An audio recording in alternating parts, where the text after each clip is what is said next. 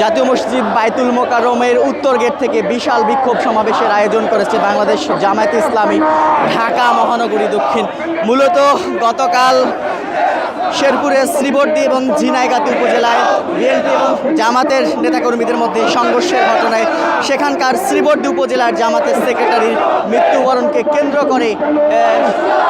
এই মুহূর্তে বিক্ষোভ মিছিলটি আয়োজন করেছে বাংলাদেশ জামায়াতে ইসলামী ঢাকা মহানগরী উত্তর। এর আগে আমরা যেমনটি দেখেছিলাম এই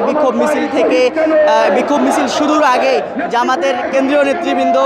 থেকে শুরু করে 11 দলীয় যে ঐক্যজোট, সে 11 দলীয় ঐক্যজোটের নেতাকর্মী তারা কিন্তু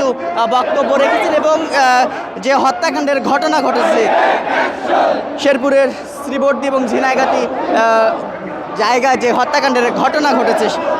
শ্রীবর্দী উপজেলার জামাতের সেক্রেটারির মৃত্যুকে কেন্দ্র করে নেতৃবৃন্দ যেটি বলেছেন যে এই হত্যাকাণ্ডের দ্রুত বিচার করতে হবে এবং যারা অপরাধী তাদেরকে দ্রুত আইনের আওতায় এনে অন্তর্বর্তীকালীন সরকারের পক্ষ থেকে দ্রুত আইনের আওতায় আনতে হবে তাদেরকে, এমনটি কিন্তু দাবি জানিয়েছেন জামাতের নেতাকর্মীরা। এবং তারা বলেছেন যে এই যে হত্যাকাণ্ডের ঘটনা ঘটেছে বিশেষ করে রাজনৈতিক যে ত্রয়োদশ জাতীয় সংসদ নির্বাচন, এই ত্রয়োদশ জাতীয় সংসদ নির্বাচনকে কেন্দ্র করে রাজনৈতিক যে সহিংসতা, সে রাজনৈতিক সহিংসতা যাতে করে আর না ঘটে এ বিষয়ে কিন্তু জামাতের নেতাকর্মীরা এটি কিন্তু সরকারকে বারবার বলেছেন এবং তারা বলেছেন যে প্রশাসনের আয়োজনে মূলত সেখানে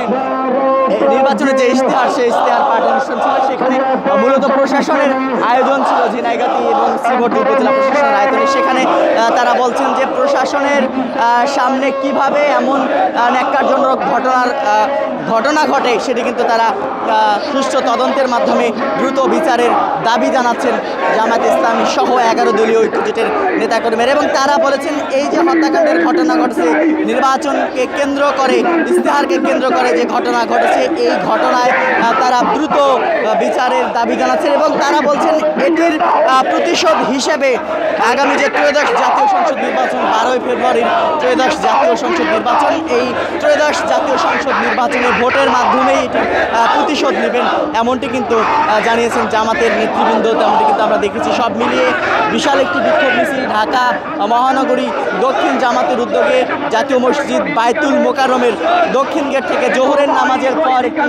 সেখানে সংক্ষিপ্ত সমাবেশ হয়। সেই সংক্ষিপ্ত সমাবেশ শেষে এই বিশাল মিছিলটি এই মুহূর্তে এগিয়ে যাচ্ছে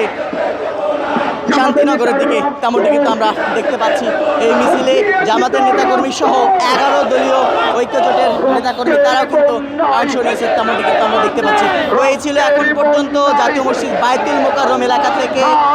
গতকালের ঘটনায় জামাত নেতার হত্যাকাণ্ডের পর তার বিচারের যারা হত্যাকাণ্ড ঘটিয়েছে তাদের বিচারের দাবিতে জামাতের বিক্ষোভ মিছিলের সর্বশেষ পরিস্থিতি।